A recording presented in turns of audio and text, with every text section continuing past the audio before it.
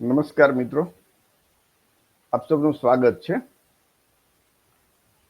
કોળી વંશ એટલે કે કોળી સમાજ, શાક્ય, મૌર્ય, મલ્લ, નાગ, લીછવી અને હરિયક વંશ માટે ગૌરવ અને ગર્વ કરવા માટેની ઐતિહાસિક હકીકતનો વિડીયો આજે આપણે જોશું. આ વિડીયો જોયા બાદ કોળી, ઓબીસી, એસસી એસટી સમાજને સમજાશે કે આપણા માટે કેવી ગર્વની વાત છે. ગુજરાતમાં જેની સૌથી વધુ વસ્તી છે ને તેવા કોળી સમાજ અને જે ઓબીસી આજનો સમાજ છે, એસસી એસટી સમાજ આ વાત જાણશે, આજનો વિડીયો બરોબર ધ્યાનથી જોશે, જાણશે તો એની છાતી ગર્વથી ફૂલી જશે.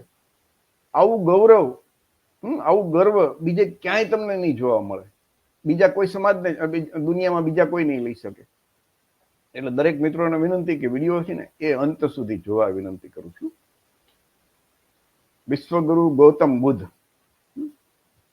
વિશ્વના શ્રેષ્ઠ મહામાનવ, એને શ્રેષ્ઠ શિક્ષક કહેવાય, શ્રેષ્ઠ માર્ગદાતા છે.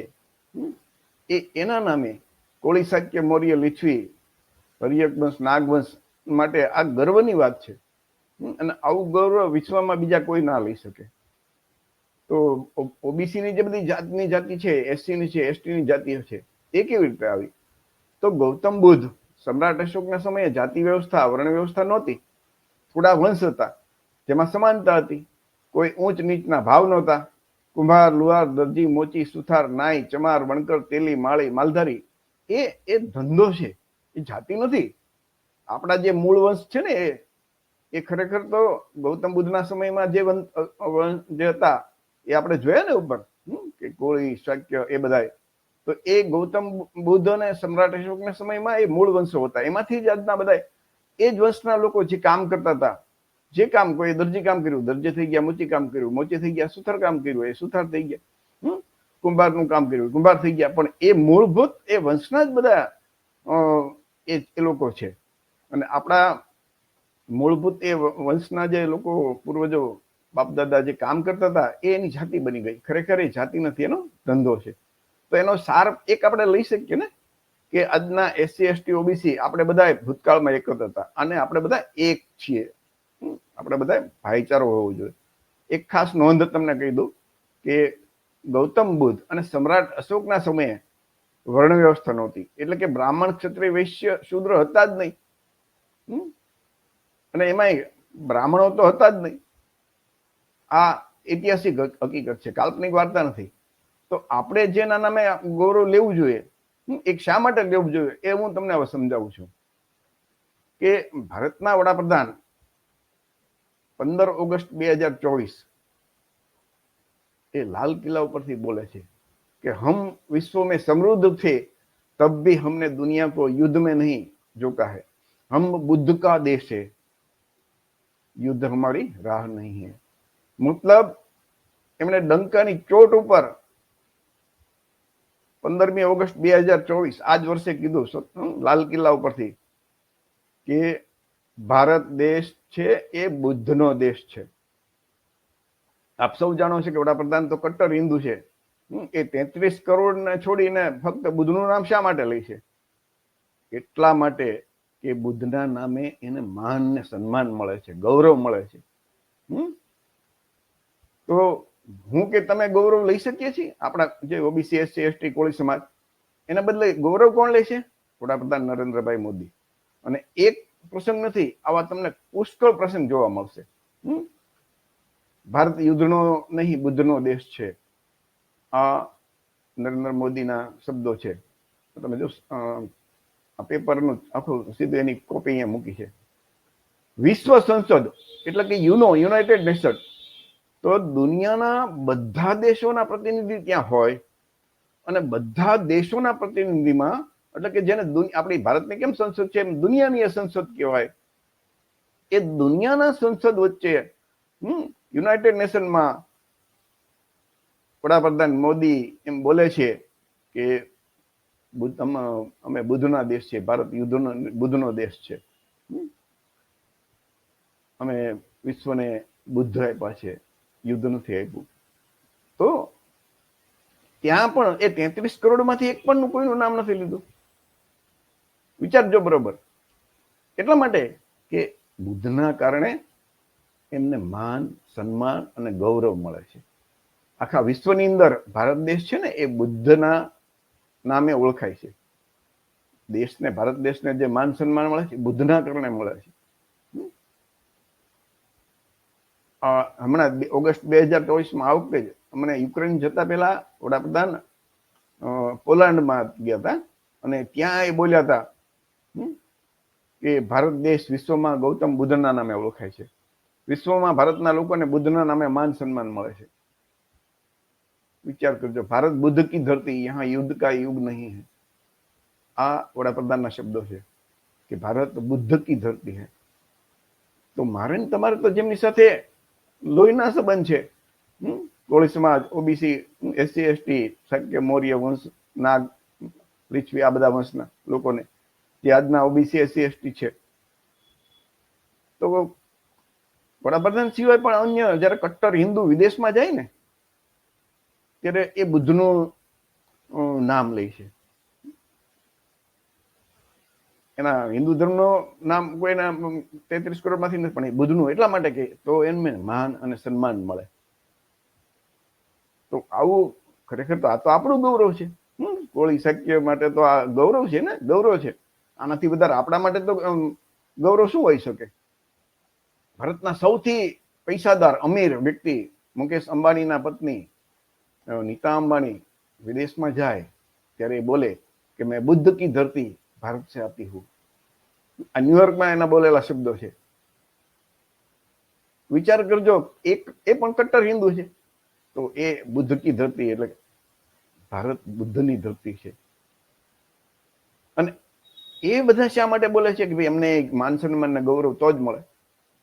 33 કરોડમાંથી એને મળે નહીં માન સન્માન, એનું નામ બોલે તો એ બુદ્ધ સાથે તો આપણે લોકોને તો કેટલા નજીકના સંબંધ છે.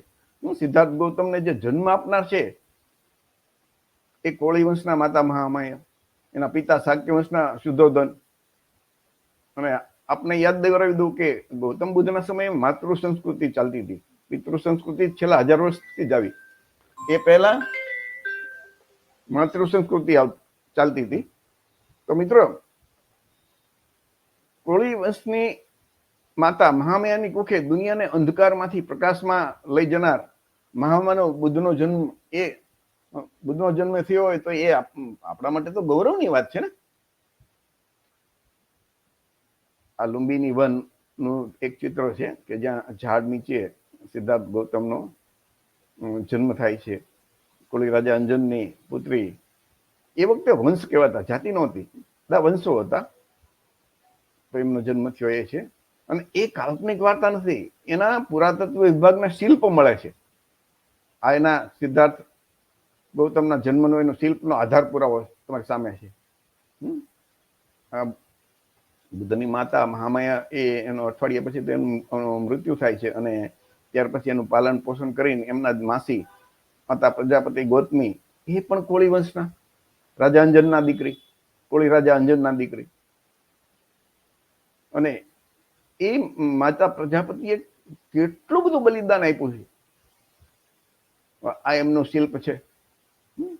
સિદ્ધાર્થ ગૌતમનું પાલન પોષણ કરનાર માતા જે પ્રજાપતિ ગૌતમી છે ને, એ સિદ્ધાર્થના પાલન પોષણમાં કઈ ખોટ ન રહી જાય ને એટલા માટે એ પોતાના પુત્ર જે હતો ને એને એના મામાના ઘરે મોકલી દીધો અને એમને સિદ્ધાર્થ ગૌતમને એને ઉછેર કર્યો. એમ આ ઐતિહાસિક પુરાવા, પુરાતત્વ વિભાગના પુરાવા છે. બુદ્ધ, યશોધરા, રાહુલ, આ કુષાણ જે ગાંધાર કલા શિલ્પ કલા છે ને, આ એનું એશિયન આર્ટ મ્યુઝિયમ કેલિફોર્નિયામાં, આ એનું મ્યુઝિયમની અંદર આ છે શિલ્પ, તમે જુઓ. આધારભૂત પુરાવો. સિદ્ધાર્થ ગૌતમ બુદ્ધના સિદ્ધાર્થના જે લગ્ન થયા એ પણ કોળી રાજા, કોળી વંશના રાજા ની દીકરી યશોધરા સાથે થયા. આ એમના શિલ્પ છે, યશોધરાનું શિલ્પ જે અજંતા ગુફા છે ને એમાં મળે છે. આ એના પેઇન્ટિંગમાં એનું મળે છે. એટલે કે આ બધી વાર્તા નથી, ઐતિહાસિક પુરાવા સાથેની વાત છે.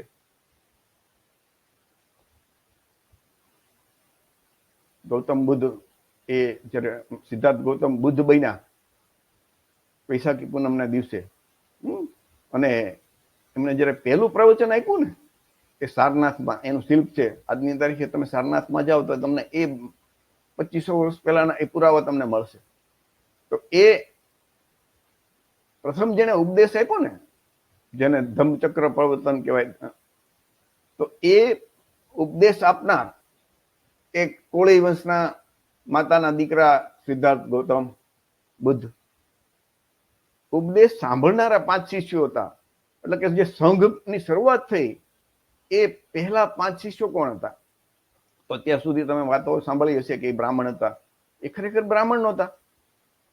એ 5 માંથી 3 શાક્ય વંશના અને 2 કોળી વંશના શિષ્યો હતા. તો એ મધ્યમ માર્ગ બૌદ્ધ ધર્મની ત્યાંથી શરૂઆત થાય છે. આ તમારી સામે એક બાજુ શિલ્પ છે, એનું એક બાજુ એનું ચિત્ર છે. અને આ વાત કોણે લખી છે? ચીની યાત્રી હેનસાંગ, જે ભારતની એ ભારત આવ્યો ને, 17 વર્ષ ભારતમાં રહ્યો, અને એમણે ત્યારે આ લખ્યું છે. તો મિત્રો, એ હેનસાંગનું તમે પુસ્તક છે, આ એની પુસ્તક છે, એનું પેજ નંબર જે 239 છે ને, એમાં જો આ વસ્તુ લખેલી છે. અને સિદ્ધાર્થમાં એમાં શું લખ્યું છે કે બુદ્ધ પહેલા 27 બુદ્ધ બીજા થઈ ગયા, અને સિદ્ધાર્થ ગૌતમ છે ને એ બુદ્ધ બન્યા એ 28માં બુદ્ધ છે.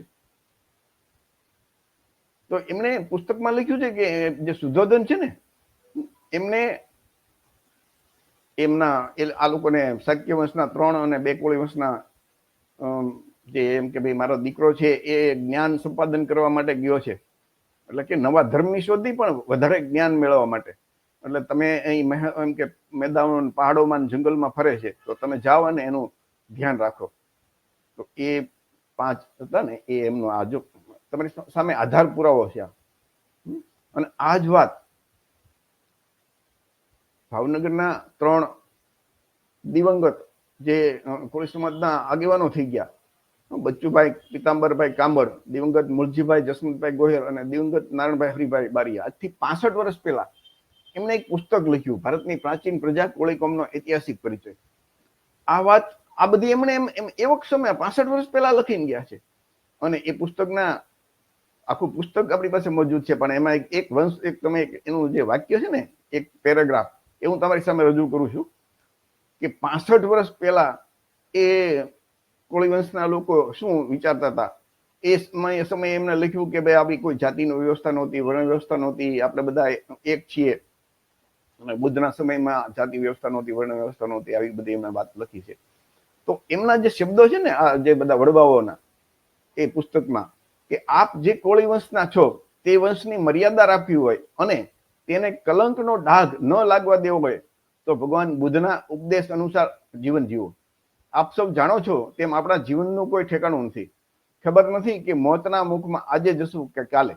એટલે જે કઈ પુણ્ય કામ કરવાનું હોય તે આજથી જ શરૂ કરવું જોઈએ, કે જેથી પસ્તાવાનો વખત ન આવે.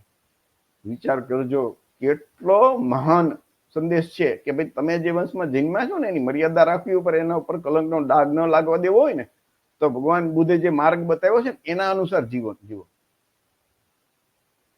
આ એ પુસ્તકનું ફોટોકોપી છે કે ફક્ત તમે કોળી વંશમાં જન્મ્યા છો, તમે શાક્ય વંશમાં જન્મ્યા છો, તો એના કારણે તમને વિદેશમાં ગૌરવ મળે.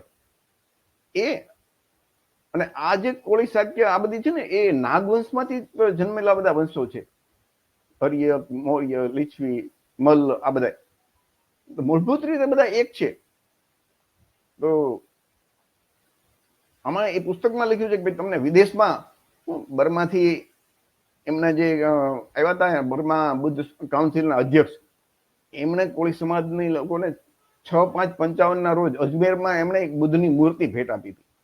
અને એ લોકો વિદેશમાં કોળી વંશના લોકો જાય તો એમને આદર અને સન્માન આપે છે, ભાઈ તમે તો બુદ્ધના જનની માતા મહામાયાના વંશધર, તમે કોળી છો. એટલે કે ગૌતમ બુદ્ધના કારણે કોળી સમાજને કેટલું માન અને સન્માન મળે છે. આ 6/5/55 વાત છે. એટલે કે ડોક્ટર બાબા સાહેબ આંબેડકરે 14 ઓક્ટોબર 1956 રોજ બૌદ્ધ ધર્મની દીક્ષા લીધી. પણ કોળી સમાજના જે અજમેરના લોકો હતા ને, એ તો એને 1952 બૌદ્ધ ધર્મની દીક્ષા લીધી હતી.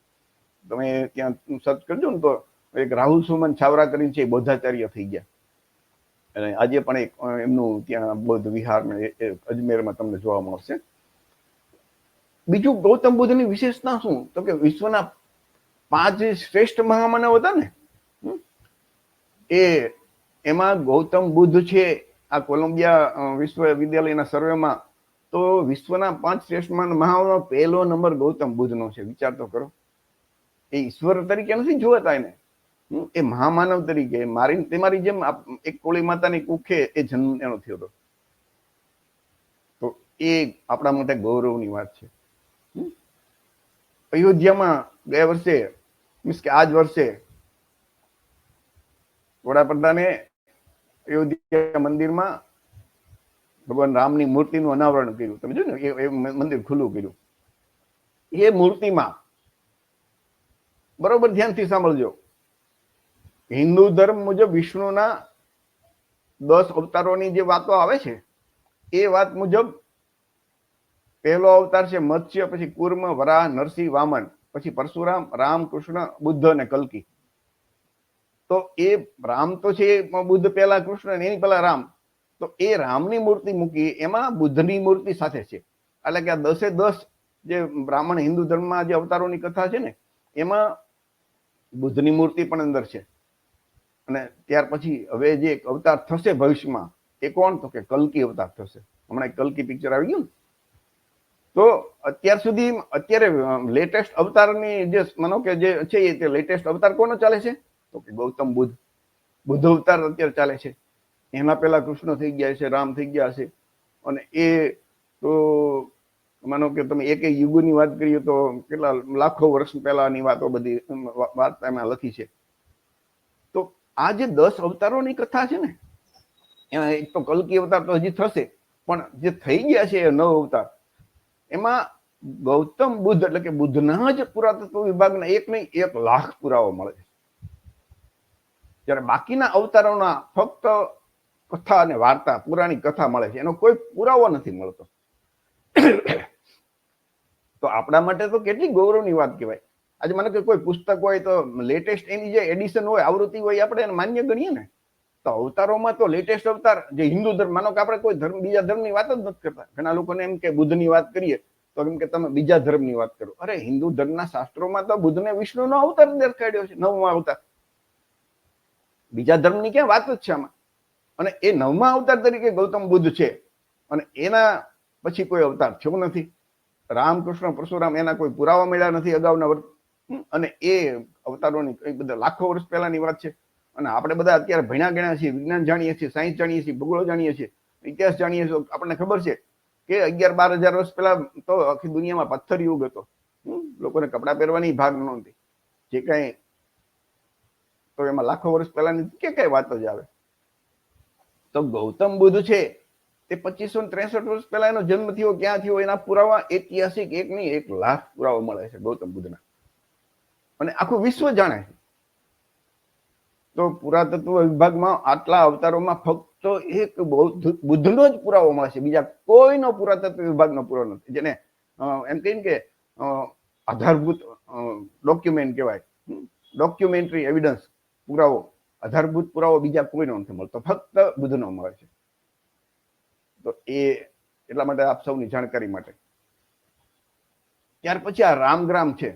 તો મિત્રો એક બહુ અગત્યની વાત છે, આપણા માટે ગૌરવ લેવા જેવી વાત છે કે ગૌતમ બુદ્ધનું અવસાન થયું ને, એનું મહાપરિનિર્વાણ, મૃત્યુ.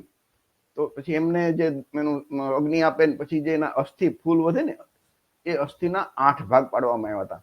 અને એ 8 જુદા જુદા રાજાઓને, લીછવી, મલ્લ, કોળી, શાક્ય, મૌર્ય, એ બધા લોકો રાજાનો ભાગ આપવામાં આવ્યો હતો. તો એમાં એક ભાગ કોળી લોકોને મળ્યો હતો. અને એ કોળી લોકોએ, કોળી રાજાઓએ કે કોળી વંશના લોકોએ એ રામગ્રામમાં એના ઉપર એક મોટો સ્તૂપ બનાવેલો. અને એ સ્તૂપ એ આ જગ્યા તમારી એની સામે આધારભૂત પુરાવો છે. અહીંયા જો એનું બોર્ડ પણ છે. તો એ સ્તૂપ છે એ કોળી રાજાના ભાગમાં આવ્યો હતો. તો એ ગૌતમ બુદ્ધ પછી 200 વર્ષ પછી સમ્રાટ અશોક જયારે આવે છે, તો સમ્રાટ અશોકે આખા દેશની અંદર બૌદ્ધ ધર્મનો પ્રચાર પ્રસાર કર્યો અને 84,000 વિહાર કર્યા, આખું ભારત બૌદ્ધમય બનાવ્યું હતું. તો એ સમયે સમ્રાટ અશોકે, જે બૌદ્ધ રાજા કહેવાય અને દુનિયાનો મહાન સમ્રાટ, એમણે આજે જુદા જુદા 7 રાજાઓના જે અસ્થિ એના ઉપર મોટા મોટા સ્તૂપ બનાવ્યા હતા ને, એનું ખોદકામ કરીને એ અસ્થિ બહાર કાઢ્યા. અને 8મો ભાગ જે રામગ્રામ હતો એ ત્યાં એના સૈનિકો ખોદવા આવ્યા અને ત્યાં ગયા એ બધું લેવા માટે, એ અસ્થિના અવશેષો ખોદીને સ્તૂપમાંથી. ત્યારે એ રામગ્રામના કોળીઓ ત્યાં આખા ભાઈઓ બહેનો બધા 2 કે 3 દિવસ સુધી એમના બેઠા રહ્યા. કોઈ જાતનો રાજાની સામે વિરોધ તો કરાય જ નહીં, પણ એ શાંતિથી ત્યાં ફરતા બેઠા રહ્યા. અને જયારે સમ્રાટ અશોક ખુદ ત્યાં આવ્યો તો એમને પણ લાગ્યું કે આ લોકોની બહુ ઈચ્છા છે ને એ નહીં લેવા દે, એટલે કે એની સાથે અને પ્રેમથી એ તો માને એમ હતા નહીં, એટલે કે તો સારું. પછી સમ્રાટ અશોકે એક વધારાનો ત્યાં એને સ્તૂપ બનાવ્યો અને એ 8મો ભાગ છે એ એમનામ અકબર રાજ્ય પીડ્યો છે. બાકીના જે 7 ભાગ હતા ને બુદ્ધના અસ્થિના અવશેષના, એના 84,000 ભાગ પાડવામાં આવ્યા. વિચાર કરજો, એની અંદર એના માનો કે આપણે કેમ બારગામથી કોઈ માનો કે એમ કે ભાઈ અમે યાત્રાએ ગયા હતા ને પછી 100-200 ગ્રામ પ્રસાદી લાવે ને પછી ભાવનગરમાં આવીને પછી 5 કિલો પ્રસાદીમાં એ પ્રસાદી ભેળવી દે ને પછી એમ કે આ બધી આ તો ફલાણા ઢીકણાની નાની પ્રસાદી છે એવી રીતે વેચે. એમ એ 7 સ્તૂપના જે અવશેષો હતા એના 84,000 ભાગ કરીને 84,000 વિહાર બનાવ્યા, એમાં એને વહેંચી દીધા. ફક્ત એક કોળી લોકોનો જે કોળી વંશના લોકોનો જે સ્તૂપ હતો ને રામગ્રામ, એ આજની તારીખ સુધી મોજૂદ છે. અને આ 3 મહિના પહેલા યુપી સરકારે એની મંજૂરી કેન્દ્ર સરકાર પાસેથી મેળવી કે એનું ઉત્ખનન કરવું અને એ ખોદાણ કામ કરવું. એટલે એમાંથી 2500 વર્ષ પહેલાની ઓરિજિનલ વસ્તુ છે એમાંથી બહાર નીકળશે. એનું બીજી બધી જગ્યાએ એનું ઉત્ખનન થઈ ગયું, ફક્ત એક આ રામગ્રામનો જે સ્તૂપ છે ને એનું હજી ખોદકામ નથી થયું, એનું ઉત્ખનન નથી થયું, પુરાતત્વ વિભાગે નથી કર્યું. અને એ મંજૂરી મળી છે અને કદાચ આ ચોમાસું પૂરું થાય અને એના ઉપરથી એ કદાચ થાય તો એ જે સમ્રાટ અશોકે જન્મ નથી કાઢી શક્યા, એ જે ગૌતમ બુદ્ધના સમયમાં એના મહાપરિનિર્વાણ પછી જે બુદ્ધના અસ્થિ અંદર એટલે કે ફૂલ જેને આપણે કહીએ છીએ એ અંદર રાખવામાં આવ્યા હતા, એ એમ નામ નીકળશે બહાર, એવું આપણે માની શકીએ. તો આ કોળી વંશ માટે કેટલું ગૌરવની, આવું ગૌરવ દુનિયામાં બીજું કોઈ નથી લઈ શકે એમ કે ગૌતમ બુદ્ધ સાથે આટલા નિકટના સંબંધ હોય. વડાપ્રધાનનો એક વધારાનો કે ભાઈ બુદ્ધની શિક્ષા અપનાવી હોત તો વિશ્વમાં જે ક્લાઇમેટ ચેન્જ એટલે કે આજે પર્યાવરણની કોઈ મુશ્કેલી ઊભી ન થઈ હોત. વિચાર કરજો, યુક્રેન યુદ્ધનો અંત છે ને એ બુદ્ધના માર્ગથી જ લાવી શકાશે, આવું વડાપ્રધાનનું સ્ટેટમેન્ટ છે. વિચાર કરજો કે બુદ્ધના માર્ગે જ યુદ્ધનું સમાધાન થઈ શકે. એમાં કોઈ 33 કરોડ કુલનું નામ ન આવ્યું, કેમ કે એ લોકોના એકલા યુદ્ધના જ ઇતિહાસ છે. તો આ એટલા માટે કે બુદ્ધના નામે માન સન્માન આ બધું બોલી શકાય. યુપીના મુખ્યમંત્રી યોગીજી, હવે એ પણ તમે વિચાર કરજો કે એમણે પણ એ બોલે કે પૂરી દુનિયામાં ભારત કી પહેચાન બુદ્ધ है. વિચાર કરજો કે ભારત વિશ્વમાં બુદ્ધના નામે ઓળખાય છે, રામ કે બીજા કોઈ 33 કરોડના નામે નહીં. આ આપણા માટે ગૌરવ છે કે મારે તમારે તો જેની સાથે લોહીનો સંબંધ છે. ભારતનું રાષ્ટ્રપતિ ભવન, બરોબર યાદ રાખો, રાષ્ટ્રપતિ ભવનમાં ફક્ત ને ફક્ત ગૌતમ બુદ્ધનું સ્ટેચ્યુ, એની મૂર્તિ છે. 33 કરોડમાંથી બીજા એક પણ નહીં. શા માટે? તો કે વિદેશથી મહેમાન આવે તો એ વિદેશના લોકો ગૌતમ બુદ્ધને જ ઓળખે છે. તો ગૌતમ એટલા માટે ગૌતમ બુદ્ધનું બીજા કોકનું રાખે અને ચિત્ર વિચિત્ર આકૃતિ, બધા લડાયક સાધનો, વિચિત્ર બધી એની વાતો, તો એ તો કદાચ કોઈ હાંસી ઉડાવે કે આબરૂના કાંકરા થાય. એટલે વિદેશથી મહેમાન આવે તો એને બુદ્ધ જોવા મળે. અને અહીંથી વડાપ્રધાન અહીંથી લોકો વિદેશમાં જાય ત્યારે એમ બોલે કે હું બુદ્ધના દેશમાંથી આવું છું. તો આપણા માટે આ ગૌરવની વાત છે ને કે રાષ્ટ્રપતિ ભવનમાં ફક્ત ગૌતમ બુદ્ધ છે. બીજું આપણું જે રાષ્ટ્રીય ધ્વજ છે ને, એ ધ્વજની અંદર બ્લુ કલરનો જે ધમ્મચક્ર છે, ચક્ર છે ને, એ ધમ્મચક્ર છે, એ બૌદ્ધ ધર્મનું પ્રતીક છે. અને આ જે આપણું જે રાષ્ટ્રીય ચિહ્ન છે ને, એ આ 3 સિંહનું મોઢા દેખાય ને, પણ પાછળ એક ચોથું જે મોઢું છે ને એ પાછળના ભાગે છે, એટલે કે 4 સિંહ વાળું. એ આપણું એ બૌદ્ધ ધર્મનું પ્રતીક છે, સમ્રાટ અશોક દ્વારા બનાવેલો. એને સમ્રાટ અશોકે સાંચીમાં જે સ્તૂપ બનાવ્યો ને એમાં આ બધું એનો, એ આપણું રાષ્ટ્રીય ચિહ્ન છે. વિચાર કરજો, રાષ્ટ્રીય ચિહ્નમાં પણ આપણો જ બૌદ્ધ ધર્મ આપણું જ અંદર છે, જેને આપણે એના નામે ગૌરવ લઈ શકીએ. આવું છે બીજા કોઈ ધર્મનો? વિચાર કરજો. તો આ આપણા માટે ગૌરવની વાત છે. બીજું, ભારત સોને કી ચિડિયા ક્યારે કહેવાતો? તો કે સમ્રાટ અશોક ને ત્યાર પછીનો જે ગુપ્ત વંશ છે, વિક્રમાદિત્ય આ બધા વંશ, એ સમયે આપણો એક સોને કી ચિડિયા કહેવાતો. એટલા માટે કે આપણે સુખી સંપન્ન હતા, કોઈ વર્ણ વ્યવસ્થા નથી, કોઈ દુઃખી નહોતું. અને ભારતની અંદર શ્રેષ્ઠ વિશ્વવિદ્યાલય નાલંદા, તક્ષશિલા, વિક્રમશિલા, આ બધી વિશ્વવિદ્યાલયોમાં વિશ્વમાંથી લોકો ભણવા ત્યાં આવતા, અભ્યાસ કરવા આવતા.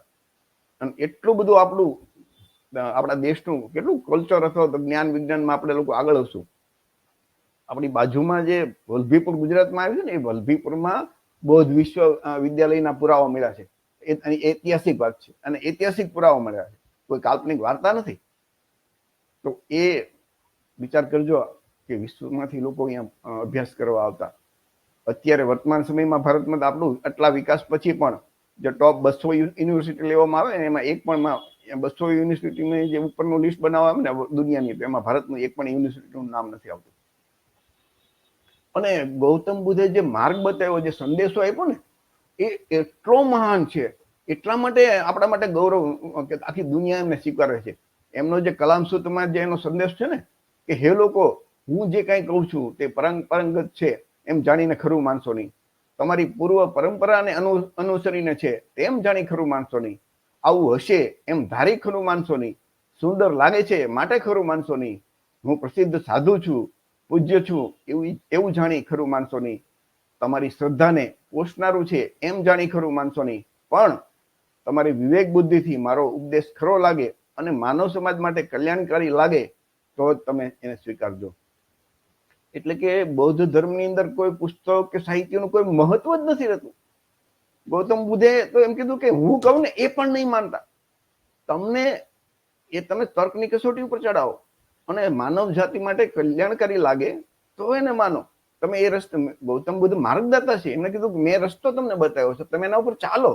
અને ચાલ્યા પછી તમને એમ લાગે કે ના, આમાંથી ફાયદો છે, આનાથી આપણું કલ્યાણ થાય છે, તો તમે માનજો. તો આવું કહેનાર દુનિયાના એકમાત્ર ધર્મ સ્થાપક ગૌતમ બુદ્ધ છે. બાકી તો બધી જગ્યાએ તમે જુઓ તો શું આમ કેવી વાતો બીજા ધર્મના આવતી હશે. ગૌતમ બુદ્ધનું સ્થાન પણ એમણે નથી રાખ્યું. ફક્ત એમનો જે માર્ગ છે, ધમ્મ છે, એમનો ઉપદેશ છે, પંચશીલ અને અષ્ટાંગ માર્ગ, એ જ મહત્વનું છે. એટલે બૌદ્ધ ધર્મમાં કોઈ સાંભળેલી કે પુસ્તકની વાતોને એટલું મહત્વ ક્યાંય નહીં આપતા કે આમાં આમ લખી નાખ્યું છે, આમ કેમ નહીં. તર્ક બુદ્ધિથી વિચારવાનું કે એ યોગ્ય છે, કુદરતના નિયમોને આધીન છે, માનવ સમાજ માટે કલ્યાણકારી છે, પંચશીલનું એનું પાલન થાય જેમ છે, તો બરોબર છે, તો એનું માનવાનું. બાકી કોઈ સાંભળેલી કે પુસ્તકમાં લખેલી વાત બૌદ્ધ ધર્મમાં માનવામાં આવતી નથી. એટલા માટે બૌદ્ધ ધર્મ એ વિશ્વમાં શ્રેષ્ઠ ધર્મ ગણાય છે. કાર્યકારણનો સિદ્ધાંત વિચાર તો કરજો કે કાર્યકારણનો સિદ્ધાંત શું? એટલે કે કોઈ પણ ઘટના બને ને તો એ ઘટના એમનામ નથી બનતી. આખા વિશ્વની અંદર કોઈ પણ ઘટના બને તો એ ઘટના પાછળનું કારણ, એક નિશ્ચિત કારણ હોય છે. તો ગૌતમ બુદ્ધે કીધું કે આપણા જીવનમાં દુઃખ ઉત્પન્ન થાય ને, તો એ દુઃખ એમનામ ઉત્પન્ન નથી થતું. દુઃખ ઉત્પન્ન થવા માટે કોઈ એક નિશ્ચિત કારણ હોય છે. અને એની શોધ ગૌતમ બુદ્ધે કરી, એને 4 આર્ય સત્ય આપ્યા. તો એ કાર્યકરણનો સિદ્ધાંત છે એ 1905માં આલ્બર્ટ આઇન્સ્ટાઈને આ સૂત્ર E=mc², તમે જોયું કે ભાઈ એનર્જીનું ક્યાંય નાશ ન થતો, એ પરિવર્તન થાય છે. અને પ્રત્યય સમુત્પાદ કાર્યકારણનો સિદ્ધાંત જે 2500 વર્ષ પહેલા ગૌતમ બુદ્ધે એની શોધ કરી. વિચાર તો કરો. અને દુનિયાના એ પહેલા વૈજ્ઞાનિક ગણાય છે ગૌતમ બુદ્ધ. તો મારા તમારા માટે કેટલી ગૌરવની વાત ગણાય. ગૌતમ બુદ્ધનું જે એક વાક્ય છે ને, એ દુનિયાનું બેસ્ટ મોટિવેશનલ વાક્ય, એટલે કે પ્રેરણાદાયક વાક્ય ગણાય છે. અપદીપો ભવ, એટલે કે ખુદ પોતાના ઉદ્ધારક બનો. દુનિયામાં એનો અર્થ બીજી રીતે આપણે એમ કરી શકીએ કે દુનિયામાં કોઈ સંત ફકીર કે ગોળ તમારો ઉદ્ધાર નહીં કરી શકે. તમારો ઉદ્ધાર ખુદ તમે જ કરી શકશો. અપના પ્રકાશ ખુદ બનો. અને આ બધું છે એ ખોટી તૃષ્ણા બધી દુઃખોનું મૂળ છે. અને ખોટી તૃષ્ણા છે એ અજ્ઞાનના કારણે થાય છે. તો આવું કહેનાર કે તું તારો દીપક બન, ખુદ પોતાના દીપક બનો, આવું કહેનાર દુનિયાના પહેલા ધર્મ સ્થાપક છે ગૌતમ બુદ્ધ. બૌદ્ધ ધર્મમાં કુદરતના નિયમ અને વિજ્ઞાન વિરુદ્ધની એક પણ વાત તમને જોવા નહીં મળે. અને એટલા માટે બૌદ્ધ ધર્મને વૈજ્ઞાનિક ધર્મ કહેવામાં આવે છે. બીજા ધર્મમાં એમ કે ભાઈ મારી શરણમાં આવો તો હું તમારો ઉદ્ધાર કરો, મારા ગુણ ગાઓ, ગાન ગાઓ, મારી ભક્તિ કરો, મને બંદગી આપો, બંદગી કરો, મને ભેટ ધરો, આ કરો, આરતી કરો, દીવા કરો, ફલાણું કરો તો તમારો ઉદ્ધાર. બૌદ્ધ ધર્મમાં એવું નથી. બૌદ્ધ ધર્મ ખુદ તમે તમારા ઉદ્ધારક. તો આવી વાત ફક્ત ગૌતમ બુદ્ધે કરી એટલે એ દુનિયાનું બેસ્ટ મોટિવેશનલ પ્રેરણાદાયક વાક્ય ગણાશ. તમે 2 કલાકનું કોઈનું પ્રેરણાદાયક લેક્ચર હોય ને વક્તા એનું સાંભળો એને કરતા એમ કે ખુદ અપદીપ ભાવ એ માણસને જો સમજાઈ જાય તો એ બેસ્ટ વાક્ય છે, દુનિયાનો શ્રેષ્ઠ વાક્ય ગણાય છે મોટિવેશનલ તરીકે, પ્રેરણાદાયક તરીકે. કાર્યકારણનો સિદ્ધાંતમાં એ આપણે જોયું. અને ગૌતમ બુદ્ધે કીધું કે અજ્ઞાનતાને કારણે આ બધી આ તૃષ્ણા ઊભી થાય છે, દુઃખ છે. એટલે માટે જ્ઞાની બનો, ધાર્મિક જ્ઞાની બનો. બૌદ્ધ ધર્મનું જે બુદ્ધનું જે ઉપદેશ છે ને એના નાના નાના બબે વાક્યોમાં જે પદ છે એને ધમ્મપદ કહેવાય.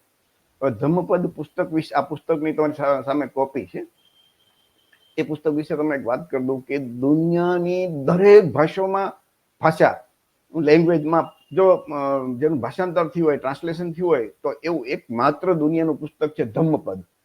દુનિયાની તમામ ભાષાઓમાં એનું ભાષાંતર થયું છે. અને બુદ્ધના જે નૈતિક ઉપદેશોનો એમાં સૂત્રના રૂપમાં સંગ્રહ છે. અને વિચાર કરજો કે આવું ફક્ત ધમ્મપદ માટે જ કહી શકાય, બીજા કોઈ પુસ્તક માટે આવું નથી બન્યું. તો એ પણ આપણા માટે ગૌરવની વાત કહેવાય. તમે બૌદ્ધ ભિક્ષુઓ તમે જુઓ કે ભિક્ષુણી હોય એના સંઘ જુદા હોય, તો એમની જે શીલ અને સંસ્કાર તમે જુઓ તો સૌથી પહેલા કે એક તો જુદું રહેવું, મહિલા અને પુરુષોને જુદું રહેવું પડે. બીજું સત્તા અને સંપત્તિ દૂર રહેવું પડે. તો બાકી હિન્દુ ધર્મના સાધુ તમે જો સંતો કે બાબા કે દાદા કે દીદીના કેટલા બધા કૌભાંડ બહાર આવ્યા જ કરે છે સત્તા માટે, સંપત્તિ માટે. પછી બધી મહિલાઓની સાથે બધા દુષ્કૃત્યો આ તે એ કેટલાયના ખૂન થતા તમને જોવા મળે. તો બૌદ્ધ ધર્મની અંદર એના ભિક્ષુઓ તમે જુઓ કે એ કેટલું મહાન છે. તો દુનિયાના લોકો બૌદ્ધ ધર્મથી પ્રભાવિત શા માટે થાય છે કે આટલું બધું શીલ અને સંસ્કાર તમે એમાં જોવા મળે છે. વિચાર કરજો, આખા દુનિયાની અંદર અત્યારે બૌદ્ધ ધર્મ ફેલાઈ ગયો છે.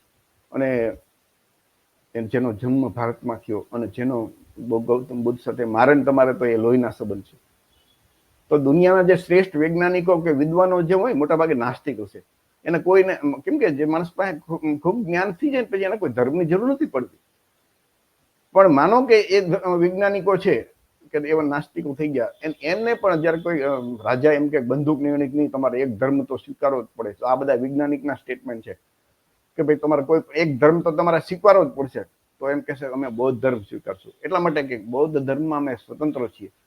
બૌદ્ધ ધર્મની અંદર કોઈ અમને બંધન નથી, અમે સ્વતંત્ર રહી શકીએ છીએ. એટલે ગૌતમ બુદ્ધનો જે આ બૌદ્ધ ધર્મ છે ને એ નાસ્તિકોનો ધર્મ છે. નાસ્તિકનો જે ધર્મ રેશનાલિસ્ટ લોકો છે ને, તો બૌદ્ધ ધર્મ એ રેશનાલિસ્ટ નાસ્તિક લોકોનો ધર્મ છે. બૌદ્ધ ધર્મમાં ઈશ્વર નથી, ઈશ્વરના અવતારો નથી, ગયો જન્મ, આવતો જન્મ, પુનર્જન્મ, કર્મકાંડ એવું કઈ છે જ નહીં. શીલ અને સંસ્કારનું પાલન એને બૌદ્ધ ધર્મ કહેવાય છે. તો એટલા માટે પણ એ આપણા માટે ગૌરવની વાત કહેવાય. દુનિયાની અંદર આ એક મલેશિયા કંબોડિયાનું એક મંદિર છે. એમાં એક જ મંદિરમાં 84,000 બૌદ્ધની મૂર્તિઓ છે. વિચાર કરજો, સ્ટેચ્યુ. તો વિશ્વમાં, આખા વિશ્વમાં સૌથી વધારે જો કોઈની મૂર્તિ હોય ને તો ગૌતમ બુદ્ધની છે. અને ગૌતમ બુદ્ધ એટલે મહાન નથી કે એની સૌથી વધારે મૂર્તિ છે. ગૌતમ બુદ્ધ એટલા માટે મહાન છે કે એમને જે માર્ગ બતાવ્યો છે, એમને જે રસ્તો બતાવ્યો છે એ ઉત્તમ છે, એટલે મહાન છે. અપદીપો ભવ. વિચાર તો કરો, અપદીપો ભવ. મૂર્તિ વધારે છે સૌથી વધારે એટલે નહીં, આ પણ આપણા માટે ગૌરવની વાત છે. આ રાજરત્ન આંબેડકર બાબા સાહેબના વંશજ છે. એમને તો એમના વિડીયોમાં તમે યુટ્યુબમાં પુષ્કળ જોવા મળશે કે કહે છે કે ભારતમાંથી જે બ્રાહ્મણો અથવા બ્રાહ્મણ સંગઠનો જે ચલાવતા હોય ને એ લોકો અહીંથી બૌદ્ધ બનીને વિદેશમાં જાય. બૌદ્ધ ધર્મની જે કોન્ફરન્સ હોય અને ત્યાં એમ કે અમે ભારતમાંથી અમે બૌદ્ધ છીએ, અને એ બૌદ્ધ બનીને કટ્ટર હિન્દુ હોય પણ એ બૌદ્ધ બનીને ત્યાં જાય અને આંતરરાષ્ટ્રીય બૌદ્ધ કોન્ફરન્સમાં જઈને ત્યાંથી દાન લઈને આવે છે. આ એનું ઓફિશિયલ સ્ટેટમેન્ટ યુટ્યુબમાં ઉપર તમને ઘણા બધા એના વિડીયો જોવા મળે છે. એનું કારણ કે દેશમાંથી માન સન્માન જે બૌદ્ધ દેશો છે ત્યાંથી એ બુદ્ધના કારણે મળે, દાન મળે. અને આ જ વાત ભારતના સૌથી વિદ્વાન, ભારત રત્ન, બંધારણના ઘડવૈયા, ઓબીસી એસસી એસટી જે આપણો સમાજ છે અને ભારતની તમામ મહિલાઓ એને માનવી હક અધિકાર આપનાર, 32 ડિગ્રી 8 ભાષાના જાણકાર, ભારતના સૌથી વિદ્વાન, ભારત રત્ન, બંધારણના ઘડવૈયા ડોક્ટર બાબા સાહેબ આંબેડકરે દુનિયાના બધા ધર્મનો અભ્યાસ કર્યા પછી તારણ આપ્યું કે બૌદ્ધ ધર્મ શ્રેષ્ઠ છે. વિચાર કરજો, બૌદ્ધ ધર્મ શ્રેષ્ઠ ધર્મ છે. સૌથી વિદ્વાન વ્યક્તિ ભારતની જયારે એમ કહી દે કે બૌદ્ધ ધર્મ શ્રેષ્ઠ છે, તો મારે તમારે શું વિચારવાનું રહે? આપણી શું હેસિયત બાબા સાહેબ પાસે? વિચારો, 14 ઓક્ટોબર 1956 ના રોજ કુલ 14 તારીખે 15 ને 16 3 દિવસમાં 10 લાખ સાથીઓ સાથે એને બૌદ્ધ ધર્મની દીક્ષા આપી. પહેલા ખુદ બાબા સાહેબે દીક્ષા લીધી, પછી બધાને દીક્ષા આપી. તો બાબા સાહેબ જયારે બાબા સાહેબ જેવી મહાન વ્યક્તિએ માર્ગ સ્વીકાર્યો, તો મારે તમારે તો વિચારવાનું નથી રહેતું. છતાં વિચારવું હોય તો તમે બધું આ સાહિત્ય જુઓ, આ બધી માહિતી આજનો તમે વિડીયો જુઓ તો તમને ખુદને ગર્વ થશે કે આનાથી વધારે બીજું ઉત્તમ ધર્મ અને એ આપણા માટે ગૌરવની બીજી વાત શું હોઈ શકે? બાબા સાહેબને કારણે આપણે જો ઓબીસી એસસી એસટી સારા કપડા પહેરીને સારા હક અધિકાર અત્યારે આપણે આમ જે બેઠા છીએ કે આપણે જીવીએ છીએ, તો બાબા સાહેબ ઉપર વિશ્વાસ તો હોય કે નહીં આપણે બધાને? કે બાબા સાહેબે કીધું હોય એટલે વિચારવાનું ન રહે. અને માનો કે વિચારવું હોય તો તમે સાહિત્ય વાંચો, જાણો, તર્ક કરો, એટલે તમને સત્ય સમજાઈ જશે. બાબા સાહેબે કે જન્મથી જ આ બધું નહોતું જાણ્યું, પણ એમને ગુરુ જે કબીર, સંત કબીર અને જ્યોતિરાવ ફૂલને વાંચ્યા, જાણ્યા, સમજ્યા અને આ બધો અભ્યાસ કર્યો, હિન્દુ ધર્મ શાસ્ત્રોનો બધોનો ધર્મનો અભ્યાસ કર્યો, પછી એમને આ સમજાણ. તો ભારતમાં રહેતા, ગુજરાતમાં રહેતા કોળી વંશના, કોળી લોકો, શાક્ય વંશના લોકો, મૌર્ય, નાગ, મલ્લ, લીછવી, જે મૂળભૂત વંશના જે આજના વંશો જે છે એના વારસદાર આજના ઓબીસી એસસી એસટી સમાજ માટે તો આનાથી બધું ગૌરવ શું હોઈ શકે? ગર્વ શું હોઈ શકે? પ્રાઇડ બીજું શું હોઈ શકે? આપણે તો ગૌતમ બુદ્ધ સાથે લોહીના સંબંધ છે મિત્રો. આપણે ગૌરવ લઈએ છીએ કે નહીં? તમે વિચારજો ખુદ, કે જે વડાપ્રધાન નરેન્દ્રભાઈ મોદીથી મને નીતા અંબાણીથી માંડીને તમામ લોકો લઈ છે કટ્ટર હિન્દુઓ ગૌરવ, એ કોળી સમાજના, શાક્ય વંશના કે ઓબીસી એસસી ના લોકો બુદ્ધનું નામ લેતા એવા કેટલા હશે કે જેને શરમ લાગતી હશે, કે શરમાતા હશે? આજના ઓબીસી એસસી એસટી આપણે શું ગૌતમ બુદ્ધના નામે આટલું ગૌરવ લઈએ છીએ? અને એ લોકો ગૌરવ લે છે. એક નહીં, આમ ડંકાની ચોટ ઉપર ખુલ્લે આમ કહે છે, વિશ્વની સંસદમાં પણ બોલે છે. તો આપણા માટે જે ગૌરવ છે, આવું ગૌરવ દુનિયામાં કોઈ બ્રાહ્મણ ક્ષત્રિય કે વૈશ્ય લઈ શકે? વિચાર કરજો. અથવા તો દુનિયાના બીજા કોઈ દેશમાં, જે દુનિયા આખા દેશો બૌદ્ધ ધર્મ ચાલે છે, કોઈ લઈ શકે? આપણે લઈ શકીએ. કોળી, શાક્ય, કોળી વંશના લોકો, શાક્ય વંશના, મૌર્ય, આ બધા જે આપણે ઓબીસી એસસી એસટી, આપણા માટે એ ગૌરવ છે. અને આપણું ગૌરવ આપણે ભૂલી જઈએ તો શું થાય? તો જાગ્યા ત્યારથી સવાર મિત્રો, જાગ્યા ત્યારથી સવાર. આ તમે વિડીયો જોયો, તમને આમ ગર્વનો તમારા શરીરના રોવાડા ઉભા થઈ જાવ છો કે આટલી મહાન જે વાત છે એનાથી કેમ અમે અજાણ છીએ, કેમ અજ્ઞાન છીએ, કેમ શા માટે દૂર રહ્યા? અમારું જે ગૌરવ છે અમે નથી લેતા અને બીજા લઈ જાય છે. એમાં કઈ વાંધો નથી આપણને. ગૌતમ બુદ્ધના ધર્મમાં માનવતા છે, સમાનતા છે, કોઈ જાતિવાદ નથી, વર્ણ વ્યવસ્થા નથી, બધા એક સમાન છે. તો એ ગૌતમ બુદ્ધનું નામ, એનું કામ, એનો માર્ગ, એનો ધમ, એ આપણા માટે ગૌરવ અને પ્રાઇડ, અભિમાન કે માટે, સન્માન માટે પૂરતું છે. આનાથી વધારે બીજું કોઈ સન્માન આપણને કોઈ ન આપી શકે. અને ડોક્ટર બાબા સાહેબે કીધું ને કે ભાઈ સમાન કે સન્માનને બદલે ગમે એટલું પદ મળે ને તો એ જતું કરવું જોઈએ. બૌદ્ધ ધર્મની અંદર આપણને સમાનતા છે, માનવતા છે, સન્માન છે. અને હિન્દુ ધર્મની અંદર આ એક કથાકાર છે ને, એ ભાઈ રાજુભાઈ કથાકારે થોડાક લગભગ વર્ષ 6-8 મહિના પહેલા બોલ્યા હતા કે કોળી ઠાકોર સમાજને એને નીચ ગણાયો હતો. વિચાર કરજો. કથાકારે આવું કીધું ને, કોળી ઠાકોરને નીચ, તો બધાનું લોહી ઉઠ્યું કે આવું કેમ અમારા સમાજને કહી જ ન શકાય ને. અને બાબા સાહેબનું જે વાક્ય છે ને કે સમાન કે સન્માનના ભોગે ગમે એટલું પદ મળે ને ઠુકરાવી દેવું જોઈએ. તો રાજુભાઈ કથાકાર છે એ બોલે તો બધાને ખરાબ લાગે, પણ હિન્દુ ધર્મના શાસ્ત્રોમાં શુદ્ર વર્ણ માટે તો જે કઈ લખેલું છે એટલું બધું ખરાબ લખેલું છે કે સહન ન થઈ શકે. આપણે મોટા ભાગના લોકોએ 99% લોકોએ વેદ પુરાણ, વાલ્મીકી રામાયણ, રામચરિત માનસ કે મનુસ્મૃતિ કે વિષ્ણુ પુરાણ, ભાગવત પુરાણ, ભગવદ્ ગીતા એવું વાંચ્યું જ નથી. અને એ બધા ગ્રંથોમાં તમે શું શું લખ્યું છે તમે વાંચો તો ખરા તો ખબર પડે. એની વિગત વધારે અત્યારે નથી આપતું કે હિન્દુ ધર્મ શાસ્ત્રોમાં શુદ્રો એટલે કે જે હિન્દુ છે અને બ્રાહ્મણ, ક્ષત્રિય અને વૈશ્ય એટલે કે વાણિયા નથી. તો બ્રાહ્મણ, ક્ષત્રિય અને વાણિયા નથી તો હિન્દુ ધર્મમાં 4 વર્ણ છે. જે ઓબીસી, એસસી, એસટીમાં જે શુદ્ર વર્ણના લોકો ઓબીસી ને પોતાને હિન્દુ માનતા હોય તો એ હિન્દુ વિદ્યા ક્યાં નથી, બ્રાહ્મણ, ક્ષત્રિય કે વૈશ્ય, તો વિદ્યા એ શુદ્ર વર્ણમાં આવે. અને એના માટે સહન ના થાય શકે. બધું એમાં ખરાબ લખેલું નથી બોલતો કે સહન આપણાથી ન થઈ શકે એટલું ખરાબ લખેલું છે. આ રાજુભાઈ કથાકાર બોલે તો આપણને બધાનું લોહી ઉકળી ઉઠે, પણ હિન્દુ ધર્મ શાસ્ત્રોમાં લખ્યું છે તો કઈ નહીં. કોઈ કેમ કોઈનું લોહી નથી ઉકળતું? શું લોહી નથી? લોહીને બદલે પાણી છે? શા માટે આવું સહન કરવું જોઈએ જે ધર્મશાસ્ત્રોમાં લખ્યું? જે આપણું ગૌરવ છે, સન્માન છે, એમાં માનવતા, સમાનતા, આપણું ગૌરવ છે, એને આપણે ત્યાં તો અજ્ઞાનના કારણે એ આપણે નથી સ્વીકારી શક્યા.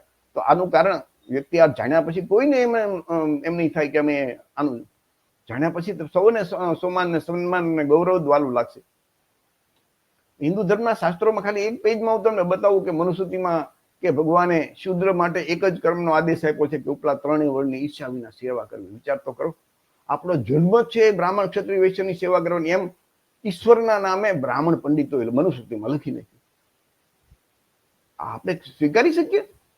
એ બ્રાહ્મણ પંડિતને કોણે હક આપ્યો? આજના ઓબીસી, એસસી, એસટી જેની વસ્તી છે 75 થી 85%, એ સમાજને ગુલામ બનાવનાર જે શાસ્ત્રને આપણે કેમ સ્વીકારી શકીએ? આ રામચરિત માનસ છે ને, એ ઉત્તરકાંડમાં 99 નંબરના શ્લોકમાં છે કે તેલઈ કુમાર, ચાંડાલ, ભીલ, કોલ, કલવાર આદિ જો વર્ણ में नीचे है, स्त्री के मरने पर अथवा तो घर की संपत्ति नष्ट हो जाने पर सिर मुंडाकर सन्यासी हो जाते. એટલે કે આ બધા નીચી જાતિના વર્ણના છે.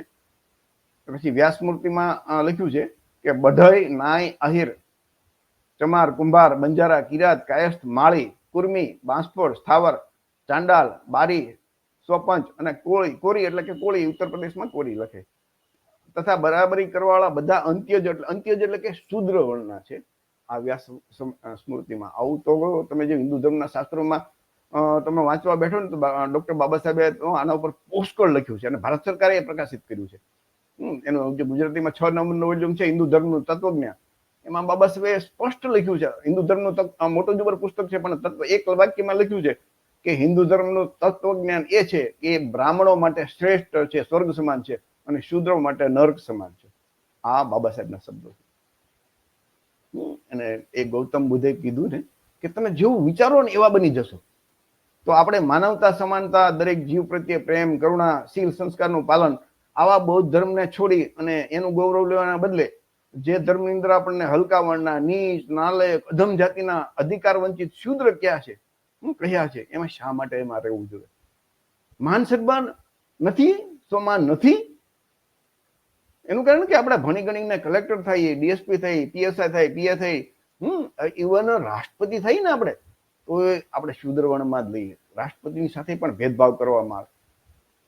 તો એ હિન્દુ કે બ્રાહ્મણ ધર્મ જેને કરો ને એને વર્ણ વ્યવસ્થા એનો પાયો, એનો બેઝ છે, પાયો છે.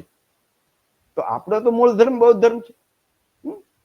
અને એ એટલે આપણે જો એક જગ્યાએ ગુલામી છે જ્યાં આપણે નીચ નાલાયક કહી છે, ત્યાં આપણે જો એવું વિચારીએ તો એવા બનવાના છે. અને બૌદ્ધ ધર્મ આપણે સમાનતા છે, માનવતા છે. તો ગૌતમ બુદ્ધે કીધું કે આપણે જેવું વિચારશું ને એવા બનશું. તો આપણે શા માટે એવું ખરાબ વિચારવું જોઈએ? અજ્ઞાનના કારણે વિચારતા હતા ને, તો જ્ઞાની બનીએ, જાણીએ. આ બધું આધારભૂત પુરાવા સાથે છે, આર્કિયોલોજી વિભાગના, કોઈ કાલ્પનિક વાર્તા નથી. અને ખરેખર તો હિન્દુ ધર્મના દેવી દેવતાઓ છે ને, બ્રાહ્મણ ધર્મના, એનો આપણે ક્યારેય વિરોધ નથી કરતા. કેમ કે હિન્દુ ધર્મે તો ગૌતમ બુદ્ધને વિષ્ણુના અવતાર જાહેર કરી દીધા, એટલે આપણે બીજા ધર્મની વાત નથી કરતા. અને જે હિન્દુ ધર્મના દેવી દેવતા છે ને, એ વર્તમાન દેવી દેવતા એ તમામ એ બૌદ્ધ ધર્મનો જે મહાયાન પરંપરા છે, વજ્રયાન પરંપરા છે, કે એમના છે. વર્તમાન હિન્દુ ધર્મના કોઈ દેવી દેવતાનો વિરોધ કરવાનો નથી, કારણ કે છેલ્લા 1000 વર્ષથી જ આમનું અસ્તિત્વ આવ્યું છે. 1000 વર્ષમાં બૌદ્ધ ધર્મના મહાયાન અને વજ્રયાન પરંપરાના અવલોકિતેશ્વર બોધિસત્વનું બ્રાહ્મણીકરણ કરીને તેને હિન્દુ ધર્મમાં ઈશ્વરના અવતાર તરીકે દેવી દેવતા બનાવી દીધા. કાલ્પનિક શાસ્ત્રોની રચના કરી અને તેમાં શાસ્ત્રોમાં બ્રાહ્મણો ખુદ ઈશ્વરના એજન્ટ બની બેઠા અને એ પોતાને શ્રેષ્ઠ જાહેર કરી દીધા. અને આપણને લોકોને શુદ્ર બધાને, બૌદ્ધને જેમ બુદ્ધને માનવા વાળા હતા એને શુદ્ર જાહેર કરી દીધા. આ બૌદ્ધ ધર્મની જેટલી છે ને આ પોસ્ટો, એ તમને એના શિલ્પ મળશે, અને એની કોપી કેવી રીતે કરી તો એ તમને ફોટો મળશે. આમનું કઈ શિલ્પ નહીં મળે, બૌદ્ધ ધર્મનું શિલ્પ મળશે, આધારભૂત આર્કિયોલોજી વિભાગનો પુરાવો મળશે. ગાંધાર જે શિલ્પકલા હતી ને એનો આ એક તમારી સામે નમૂનો. બીજો તમે નમૂનો તમે તમારી નજર સામે રજૂ કરું. જે આ બ્રહ્મા છે એ બુદ્ધના, વિચાર કરજો, આ બુદ્ધના શિલ્પ ઉપરથી કોપી કરી. કોઈ બીજું એમાં અકલનો ઉપયોગ ન કર્યો. કૃષ્ણ દમનનો ફોટો છે એ આ બાજુ જે એમની શિલ્પ છે ને આ બાજુ અવલોકિતેશ્વર બોધિસત્વની મૂર્તિઓ પરથી આ બનાવી નાખ્યું. એક બાજુ તમે જો ને ભગવદ્ ગીતા અર્જુનને ઉપદેશ જે બૌદ્ધ કલાકૃતિ ઉપરથી બનાવ્યું. આ શિલ્પ છે, આ બાજુ ફોટો છે. આ બાજુ શિલ્પ છે, રામ હનુમાનની કોપી કેવી રીતે કરી વિચાર કરજો. આ બાજુ શિલ્પ છે બૌદ્ધનું, આ બાજુ ફોટો છે. કૃષ્ણનું તમે જો નાગ દમનનું, એ બૌદ્ધનું ઉપરથી કેવી રીતે કોપી કરી. ગૌતમ બુદ્ધનો મહાપરિનિર્વાણ વખતે આવી રીતે આ જે એની જે આવા મૂર્તિ તરીકે એની જો તમને જોવા મળે ને એના ઉપરથી તે વિષ્ણુની કોપી કરી, ભગવાન બુદ્ધની મૂર્તિ ઉપરથી. વાંસળી વગાડતા બુદ્ધની ઉપરથી વાંસળી વગાડતા વાસુદેવ, જે ખરેખર એ પણ આ બધા બોધિસત્વો હતા એના ઉપરથી કોપી કરી નાખી. ગૌતમ બુદ્ધના માતા, કોળી વંશના માતા મહામાયાનું જે શિલ્પ છે એના ઉપરથી માતા લક્ષ્મી, લક્ષ્મી માતા બનાવી નાખ્યા. મહાલક્ષ્મી જેને કહેવાય ને, દિવાળીના દિવસે જેનું પૂજન થાય. તો આ કોપી પેસ્ટ ટોટલી કોપી કરી નાખી. બુદ્ધની મૂર્તિને ચુંદડી પહેરાવીને માતાજી બનાવી દીધા. શંકર પાર્વતીની કોપી કેવી રીતે કરી વિચાર કરજો, જોઈ લેજો તમે તમારી સામે, નજર સામે. જે શિવા છે એ બૌદ્ધ પરંપરાના અવલોકિતેશ્વર છે, એના ઉપરથી શંકર ભગવાન બનાવી નાખ્યા. માતાજી જે તારા દેવી હતા એના ઉપરથી માતાજી પાર્વતીજી દેવી બનાવી નાખ્યા. બુદ્ધની મૂર્તિ છે, નાગ લોકો, ખરેખર નાગ એની ઉપર ફેણ રાખી નહોતું, પણ નાગ લોકો છે ને જે એના ઉપરથી થોડી શક્ય આ બધા જે આપણા વંશો બધા મોટા ભાગના નાગ વંશમાંથી જ ઉભા થયા. એ નાગ વંશના લોકો ગૌતમ બુદ્ધને એનું રક્ષણ કરતા, એનું ધ્યાન રાખતા અને એને એની સાથે રહેતા. એટલે એના ઉપર એનું પ્રતિક રૂપે એનું ટોટમ તરીકે એ દર્શાવેલ છે. આ નકલ એમને કરી ને ક્યાંય અકલનો ઉપયોગ નથી કર્યો, એમને નકલ જ કરી નાખી. મહિષાસુર વધુ તમે જો ને તો આ થોડાક નમૂના તમારી સામે, આવા તો બીજા પુષ્કળ નમૂના છે. યુટ્યુબમાં તમને, ગૂગલ સર્ચમાં તમને જોવા મળશે. આ બધા આધારભૂત પુરાવા છે પુરાતત્વ વિભાગના. આર્ટ અને મ્યુઝિયમમાં અત્યારે પડ્યા છે બધા.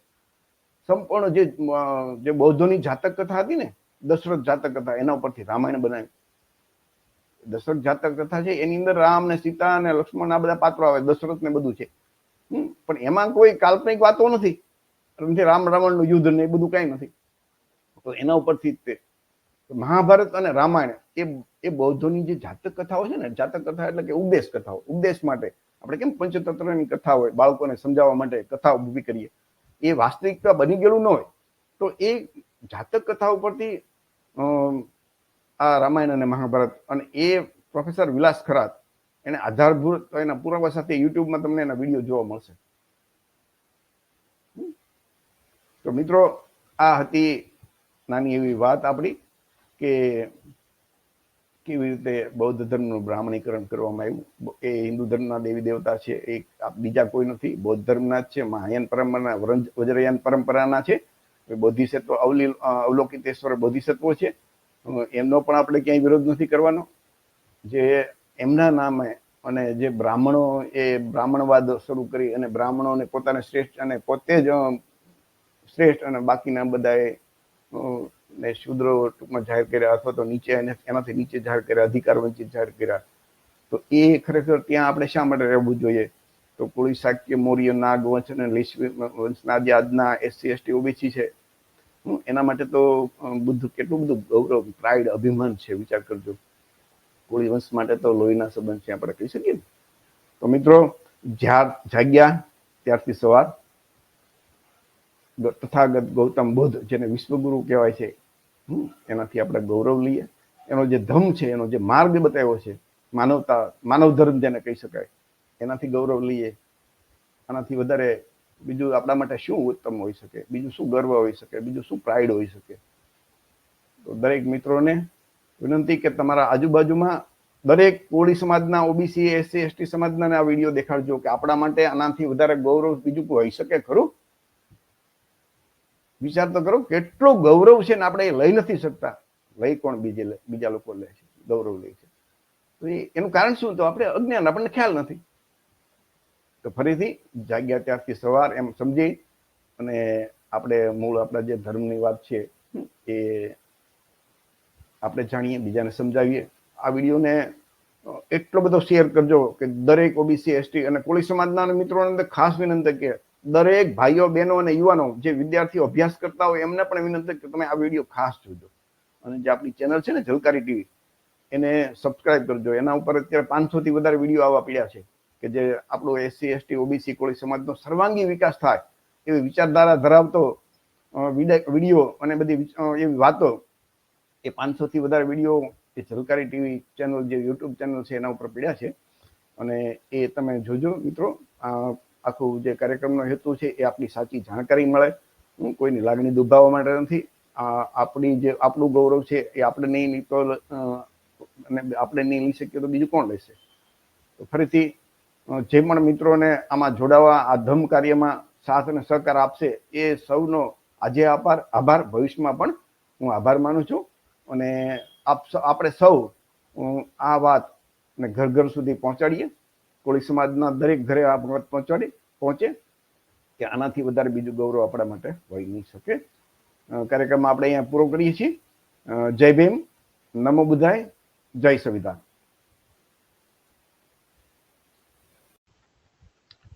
આજથી 65 વર્ષ પહેલા કોળી સમાજના 3 વડવાઓ એમણે એક પુસ્તક લખ્યું, ભારતની પ્રાચીન પ્રજા કોળી કોમનો ઐતિહાસિક પરિચય. પુસ્તક 1961માં પ્રકાશિત કરેલું, પરંતુ એની તૈયારી એ લોકોએ લગભગ 4-5 વર્ષ એ પહેલા શરૂ કરી દીધી હતી. અને એ વડવાઓના નામ હતા બચ્ચુભાઈ પીતાંબરભાઈ કાંબડ, નારણભાઈ હરિભાઈ બારૈયા અને મૂળજીભાઈ ગોહિલ. 1961માં લખેલ આ પુસ્તક નો સંદેશો આપણે જાણવાનો છે મિત્રો. તો આ એમના ફોટા છે. પહેલો ફોટો છે બચ્ચુભાઈ પીતાંબરભાઈ કાંબડ, બીજો ફોટો છે મૂળજીભાઈ જસમતભાઈ ગોહિલ અને ત્રીજો ફોટો છે નારણભાઈ હરિભાઈ બારૈયા. આ વડવાઓ અત્યારે એક પણ હયાત નથી. અને ડાબી બાજુ જે છે એ જે પુસ્તકનો ફોટો છે. તો એ આ પુસ્તક જે છે, ભારતની પ્રાચીન પ્રજા કોળી કોમનો ઐતિહાસિક પરિચય, એમાં આપણા વડવાઓએ સમગ્ર કોળી સમાજને અને એમના વારસદારોને શું સંદેશો આપ્યો છે. કે એમના વારસદારોની પેલી જવાબદારી આવે, પણ સમસ્ત કોળી સમાજને એમણે એક સંદેશો આપ્યો છે. અને એ સંદેશો નું પુસ્તક તો 400 પેજનું છે, પણ 2 કે 3 મિનિટમાં આપણે સમજાઈ શકીએ એટલા માટે થોડાક એના મુદ્દા એમાંથી મેં જુદા કરી અને તમારી સમક્ષ રજૂ કરું છું. તો એ વડવાઓએ જે લખ્યું છે ને, એ આપણા માટે જાણવું ખૂબ જરૂરી છે મિત્રો. કોળી નામમાં કોઈ નાનપ નથી. કોળીનો ભવ્ય ઇતિહાસ મોજૂદ છે. આપણા પૂર્વજોનો ધર્મ બૌદ્ધ ધર્મ હતો. બૌદ્ધ ધર્મનું આચરણ કરતા હતા. આપણા પૂર્વજો બુદ્ધ જયંતિનો ઉત્સવ 6 દિવસ સુધી ઉજવતા હતા. આ બરોબર યાદ રાખજો. બુદ્ધ જયંતિ ઉત્સવ છે 6 દિવસ સુધી ઉજવતા હતા. રામગ્રામ, દેવદહ, ઉત્તરકલ્પ, હલ્દીવસન, સંજનેશ માં કોળી રાજાઓ હતા, ત્યાં કોળીનું રાજ્ય હતું. ભગવાન બુદ્ધના સમયે વર્ણ વ્યવસ્થા, ઊંચ નીચના ભેદભાવ નહોતા. એટલે કે એ સમયે જાતિ વ્યવસ્થા નહોતી, ઊંચ નીચના ભેદભાવ નહોતા, માણસ માત્ર એક સમાન. શાક્ય, કોળી, નાગ, મૌર્ય, કુશવાહા ના આ વિલીછવી, મલ, આ બધા વંશો હતા. એ જાતિ નહોતી, વંશો હતા. અને એ બધામાં સમાનતા હતી. નાગ વંશમાંથી જ આ બધા વંશો ઉભા થયા છે એવું ઇતિહાસ જણાવે છે. બધા પ્રકારના પાપ કર્મથી બચવું અને પુણ્ય કર્મની વૃદ્ધિ કરવી, પોતાના ચિત્તને રાગ એટલે ચિત્ત એટલે મનને રાગ, દ્વેષ, મોહ, ક્લેશથી દૂર રાખવું, પંચશીલ, અષ્ટાંગિક માર્ગનું પાલન કરવું, આ જ બુદ્ધનો ધર્મ છે કે ધમ્મ છે કે માર્ગ છે. ત્યાર પછી ઈસવીસન પૂર્વે 563માં ગૌતમ બુદ્ધનો જન્મ શાક્ય વંશના રાજા શુદ્ધોધન અને કોળી વંશની રાજકુમારી મહામાયાની કુખેથી થયો હતો. સિદ્ધાર્થનું પાલન પોષણ તેમની માસી પ્રજાપતિ ગૌતમીએ કરે, એટલે એમનું નામ ગૌતમ પડ્યું. સિદ્ધાર્થ ગૌતમના લગ્ન કોળી રાજકુમારી યશોધરા સાથે થયા હતા. ગૌતમ બુદ્ધનો જન્મ દિવસ, જ્ઞાન પ્રાપ્તિ દિવસ અને મહાપરિનિર્વાણ દિવસ એટલે કે મૃત્યુ દિવસ, આ ત્રણેય દિવસે વૈશાખી પૂનમ હતી. એટલે વૈશાખી પૂનમ એ આપણા માટે અને સમગ્ર વિશ્વમાં મોટો તહેવાર છે. ભગવાન બુદ્ધના અસ્થિ એટલે કે જે ફૂલ, એનું મૃત્યુ થયું ને પછી એના જે અસ્થિ હતા એના 8 ભાગ પાડવામાં આવ્યા હતા. એમાંથી એક ભાગ કોળીઓને મળ્યો હતો. જે અસ્થિ ઉપર રામગ્રામના કોળીઓએ વિશાળ સ્તૂપ બનાવ્યો હતો. ગૌતમ બુદ્ધ અને બૌદ્ધ ભિક્ષુ ભંતે અને તેના અનુયાયીઓ એટલે આપણા પૂર્વજો ઈશ્વર, આત્મા, પરમાત્મામાં માનતા નહોતા. જો બરોબર સમજો કે બૌદ્ધ ભિક્ષુ ભંતે એના અનુયાયી કોણ? એટલે આપણા પૂર્વજો એ આત્મા પરમાત્મામાં માનતા નહોતા. એટલે બ્રાહ્મણવાદીઓએ બૌદ્ધ ધર્મને ખતમ કરવા આપણા પૂર્વજોને અધિકાર વંચિત શૂદ્ર જાહેર કર્યા. લાખો ભિક્ષુઓની કતલ કરવામાં આવી, વિહારને આગ લગાડવામાં આવી, બૌદ્ધ સાહિત્યને બાળી દેવામાં આવ્યું.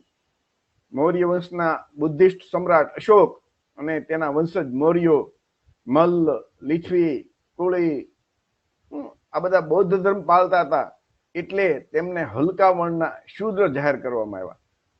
શિક્ષણ, શસ્ત્ર અને સંપત્તિથી વંચિત કરવામાં આવ્યા. બ્રાહ્મણોએ પોતાના ધર્મ ગ્રંથો, સ્મૃતિઓમાં, મનુસ્મૃતિ કૌંસમાં લખેલ જે ધર્મગ્રંથો લખેલ એમાં ભેદભાવનું વાત લખી છે અને એનું સખતપણે પાલન કર્યું.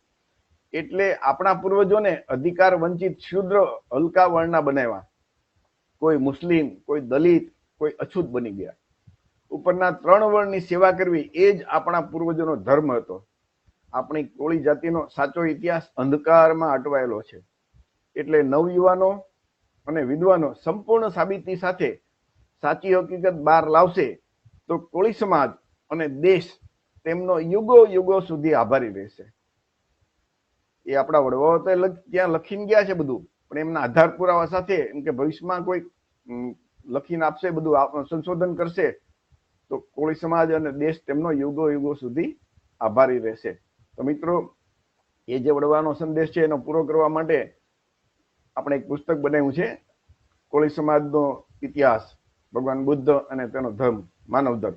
આ પુસ્તકની અંદર જે વડવાઓ લખીને જે બધા મુદ્દા આપ્યા છે ને એની સાબિતી સાથે આપણે આધારભૂત બધી વાતો લખી છે કે જે વડવાઓ લખીને ગયા છે ને બિલકુલ સત્ય છે. એના આધારભૂત આર્કિયોલોજી વિભાગના પુરાવા સાથેની વાત આપણે બુકમાં લખી છે.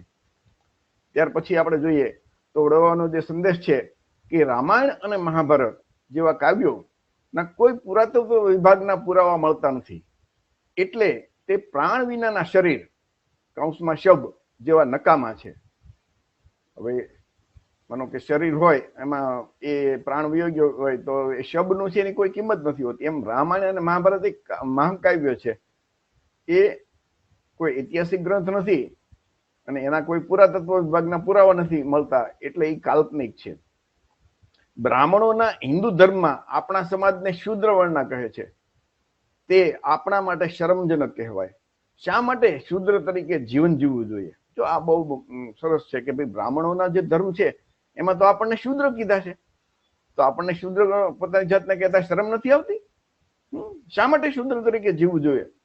બુદ્ધનો જન્મ કોળી વંશમાં થયો હતો, એટલે બહારના લોકો કોળી નામ સાંભળીને આનંદમાં આવે છે, કોળીઓનું શ્રદ્ધાથી સન્માન કરે છે. દેશના તિરંગા રાષ્ટ્રધ્વજમાં અશોકના બૌદ્ધ ધર્મના ધર્મચક્રને સ્થાન મળતા આપણું મસ્તક હંમેશા ગૌરવથી ઊંચું રહેશે. આ આપણા વડવાઓનો સંદેશ હતો. છેલ્લે આપણે એનો સંદેશ જોઈએ તો આપ જે કોળી વંશમાં છો, આપ જે કોળી વંશના છો, તે વંશની મર્યાદા રાખવી હોય અને તેને કલંકનો ડાઘ લાગવા ન દેવો હોય તો ભગવાન બુદ્ધના ઉપદેશ અનુસાર જીવન જીવો. આપ સૌ જાણો છો તેમ આપણા જીવનનું કોઈ ઠેકાણું નથી. ખબર નથી કે મોતના મુખમાં આજે જશું કે કાલે, એટલે જે કાંઈ પુણ્ય કામ કરવાનું હોય તે આજથી જ શરૂ કરવું જોઈએ કે જેથી પસ્તાવાનો વખત ન આવે. અને આ વાત જે મૂળ પુસ્તક છે ને, ઓરિજિનલ પહેલું 1961માં બહાર પડ્યું હતું, એની કોપી આપણી પાસે છે. એ એનું 29 નંબરનું પેજ છે. એ પેજ ઉપમાં જે એની ફોટોકોપી અહીંયા સામે મૂકી છે, લિખિતન સંપાદક અને પુસ્તક પ્રકાશન સમિતિ મૂળજીભાઈ જસમતભાઈ ગોહેલ, નારણભાઈ હરિભાઈ બારૈયા, બચુભાઈ પિતાંબરભાઈ કામડ. આ ફક્ત એ પહેલી આવૃત્તિમાં લખેલું છે. ત્યાર પછીની આવૃત્તિમાં આ વડવાઓ તો એ ગુજરી ગયા હતા, તો એ નવી જેમણે આવૃત્તિ બહાર પડી એમાં બધું ઘરની અમુક કાલ્પનિક વાતો પણ લખી નાખી અને આ વડવાઓના બધા નામે કાઢી નાખ્યા. તો ત્યાર પછીની 3 કે 4 આવૃત્તિ, પણ મૂળ બધી વાતો છે મોટા ભાગની એ એની જ છે, પણ થોડીક બીજી કાલ્પનિક વાતો અંદર ઉમેરી દીધી છે. આ મૂળ પુસ્તકનું જે કોપી છે તમારી સામે. અને જે આપણા વડવાઓએ વાત કરી એ જ વાત ભારતના સૌથી વિદ્વાન બંધારણના ઘડવૈયા ડોક્ટર બાબા સાહેબ આંબેડકરે એ જ વાત કરી છે. ભારત રત્ન હતા, એ વિચાર કરજો. ભારતના સૌથી વિદ્વાન બુદ્ધિશાળી વ્યક્તિ કહેવાય. એટલી બધી એની પાસે 32 ડિગ્રી 7 થી 8 ભાષાના જાણકાર હતા. એમણે જયારે બધા ધર્મોનો અભ્યાસ કર્યો અને ત્યાર પછી આખું જે આપણા વડવાઓ જે લખીને ગયા ને એ જ વાત લખી છે. સંત કબીર સાહેબે પણ આ જ વાત લખી છે. ડોક્ટર બાબા સાહેબ આંબેડકરના ગુરુ, એ ઓબીસી સમાજમાં જન્મેલા જ્યોતિરાવ ફૂલે, એમણે આ જ વાત લખી છે. દક્ષિણ ભારતના સોક્રેટિસ પેરિયર રામાસ્વામી, એમણે પણ આ જ વાત લખી છે. છત્રપતિ શિવાજી મહારાજના વારસ શાહુજી મહારાજે પણ આ જ વાત લખી છે. માતા સાવિત્રીબાઈ ફૂલે, એમણે પણ આ જ વાત લખી છે. તો મિત્રો, આપણા વડવાઓ જે વાત કરી ને એ 100% સાચી વાત છે. આપણા વડવાઓએ બ્રાહ્મણોએ લખેલી વાત નથી માની. અથવા તો આ બ્રાહ્મણોના પુસ્તકો લખેલા છે ને બધા, એમાં તમને આવી વાતો નહીં જોવા મળે.